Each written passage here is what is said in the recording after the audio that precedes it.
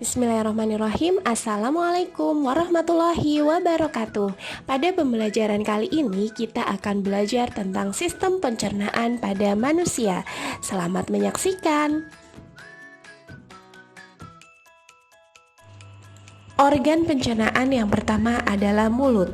Mulut berfungsi sebagai tempat masuknya makanan dan dimulainya proses pencernaan. Pada mulut terjadi proses pencernaan secara mekanik oleh gigi dan kimiawi oleh enzim amilase. Organ pencernaan pada mulut yaitu lidah, gigi, dan kelenjar air liur. Lidah berfungsi memposisikan makanan agar mudah dikunyah dan membantu makanan untuk ditelan. Gigi berfungsi untuk memotong dan mengunyah makanan, sedangkan kelenjar air liur membantu menelan makanan dengan lebih mudah dan sebagai pelindung rongga mulut. Berikut merupakan gambar produksi kelenjar air liur pada mulut. Dalam mulut, makanan dikunyah menjadi lebih lunak dan halus agar lebih mudah untuk dicerna, untuk kemudian didorong ke dalam kerongkongan atau esofagus. Kerongkongan atau esofagus. Makanan dan minuman yang ditelan akan melewati kerongkongan.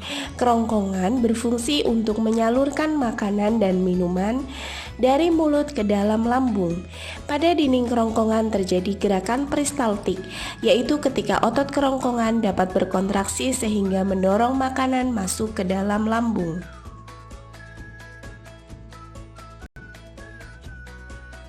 Lambung. Pada lambung terjadi proses pencernaan secara mekanik dan kimiawi.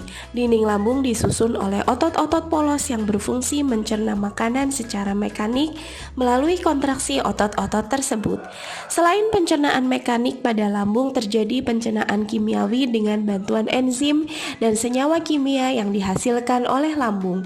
Zat-zat yang dihasilkan lambung yang pertama adalah asam HCl yang berfungsi untuk memecah protein dan melawan virus atau bakteri yang masuk bersamaan dengan makanan.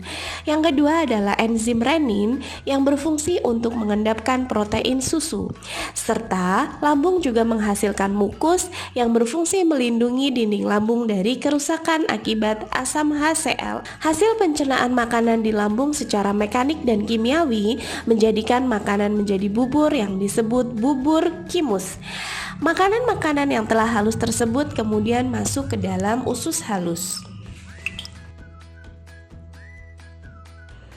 Proses pencernaan pada usus halus dibantu oleh organ lain dalam tubuh yaitu hati dan pankreas.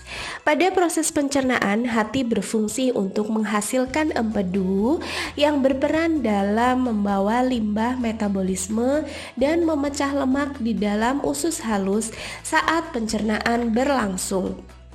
Selain hati, ada juga organ lain yaitu kelenjar pankreas yang berfungsi menghasilkan enzim yang berperan dalam mencerna lemak dan protein. Dengan bantuan hati dan kelenjar pankreas serta enzim yang dihasilkan oleh usus halus, makanan yang dicerna tadi siap untuk diserap nutrisinya atau sari-sari makanannya. Penyerapan sari-sari makanan terjadi pada usus halus. Berikut merupakan gambaran dari dinding usus halus yang permukaannya terdapat banyak lipatan atau lekukan yang disebut jonjot-jonjot usus atau villi yang berfungsi memperluas permukaan penyerapan. Yang mana di situ terjadi penyerapan sari-sari makanan atau nutrisi. Kemudian sari-sari makanan tersebut diangkut oleh sel darah merah untuk diedarkan ke seluruh tubuh. Sari-sari makanan tersebut menjadi energi yang bermanfaat bagi kehidupan manusia.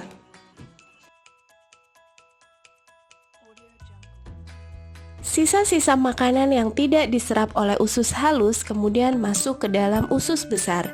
Pada usus besar terjadi proses penyerapan air dan pembusukan sisa-sisa makanan oleh bakteri Escherichia coli. Kemudian sisa makanan tersebut akan diubah menjadi kotoran yang selanjutnya akan dibuang melalui anus. Demikian proses pembelajaran kita tentang sistem pencernaan pada manusia. Semoga video ini bermanfaat. Assalamualaikum warahmatullahi wabarakatuh.